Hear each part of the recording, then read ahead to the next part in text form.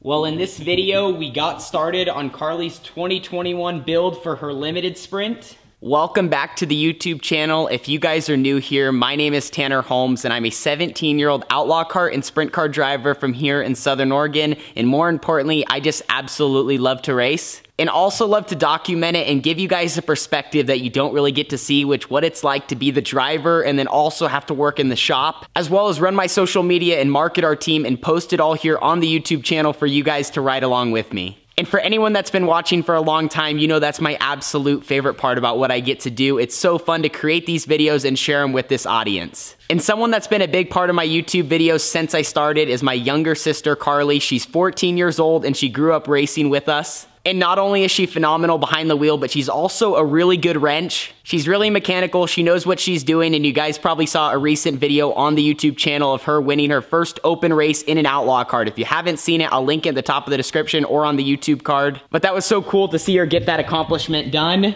Here's a look at her 2021 limited sprint.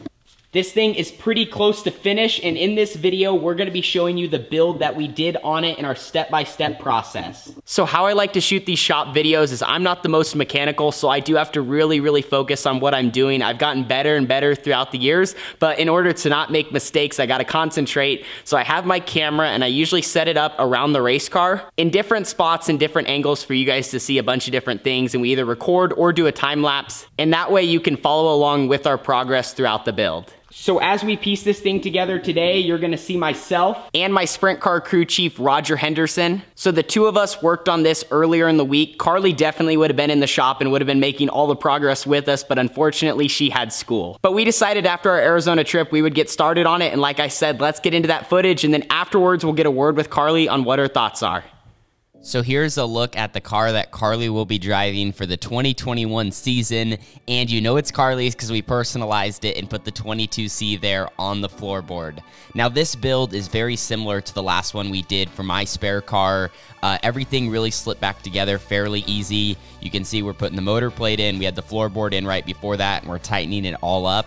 But it's pretty easy because as a used car, once it all goes together once, it seems to go together even easier the second time. We slid the front axle in. Now it was time to get the front end hooked up with all the radius rods. As I learn more and more about sprint cars, this stuff becomes a little bit easier. Like we joked about in the shop, anything that you put together new is much more of a pain and definitely takes more time. So here's a time lapse. We're kind of just working along. We just slid the rear end in. Then we could work on all the center parts of the race car. We have our torque tube, our housing. You can see the drive shaft. We slid that all together, got our bolts tightened up, and also make sure to get that little snap ring in to help hold it all together. That little snap ring is something that we always like to joke about when we're doing that because it can be very tough and even tougher at the track when you're trying to do it in a hurry. Next step was to slide the steering box in.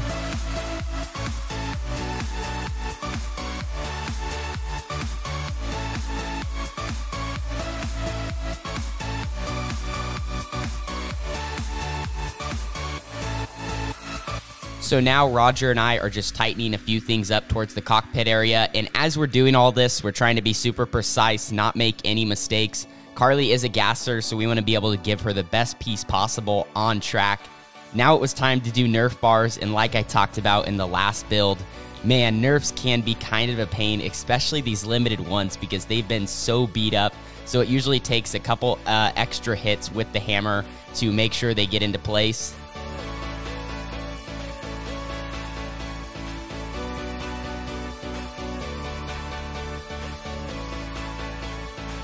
Here's an updated look, though, at our work. You can see the rear bird cages are on, the rear ends all in there. We do have our shocks attached to the frame, but not to the rear end yet. And then next up, we slide the seat in. And you always want to make sure you slide the seat in at a decent point, because if you wait too long, it might get tougher and tougher, and then you almost have to backtrack. So this was our first dilemma during all this build. Besides those Nerf bars, like I said, those just held us up a little bit. But where we really had to stop and think was this seat, because this seat had never been in this car before, and we were trying to see if we could use the previously drilled holes on the seat and see if we could get it to line up on the frame, and unfortunately we couldn't.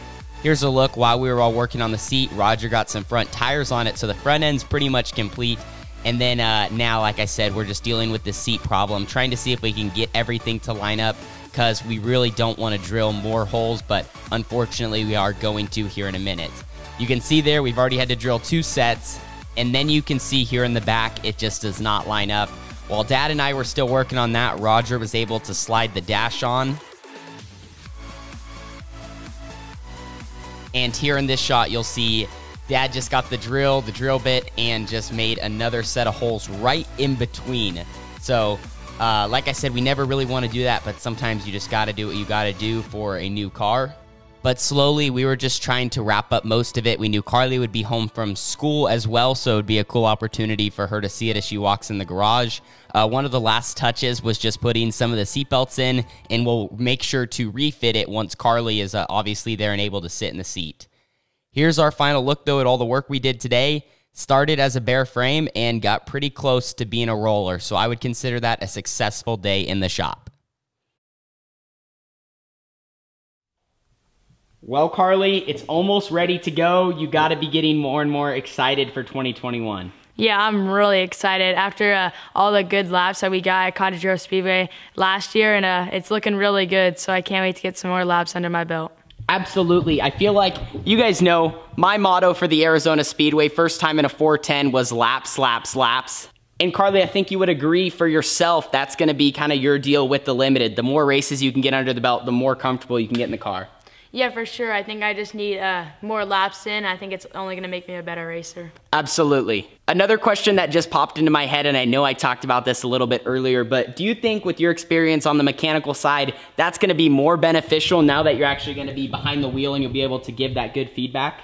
Yes, I think it's going to benefit me a lot just because if I'm out on the racetrack and I think something's too tight or too loose, I can easily come back in and make the change myself just because I've worked on the car for the past few years, so now I know. And we've talked about this many times in the podcast, in other videos, and you guys have actually seen it in live action. But Carly's mechanical experience is definitely an upside for her. One of the biggest struggles I talked about a little bit earlier was trying to get the seat in the right spot. And we're not sure if it's going to be comfortable for Carly. We've already had to drill a couple of different holes, which is not something we always want to do, but this is the first time this seat has been in this car. For any of you guys wondering, it's a 2015 KPC. This thing has been wrecked. It's been bent up and it's been fixed a couple of times now, but we're getting as much life out of it as possible, and it's going to be perfect for Carly to get started in the Limited division. Well, any last words for the video? Do you think people have been asking so many times, can you at least give us a color of what the wrap might be?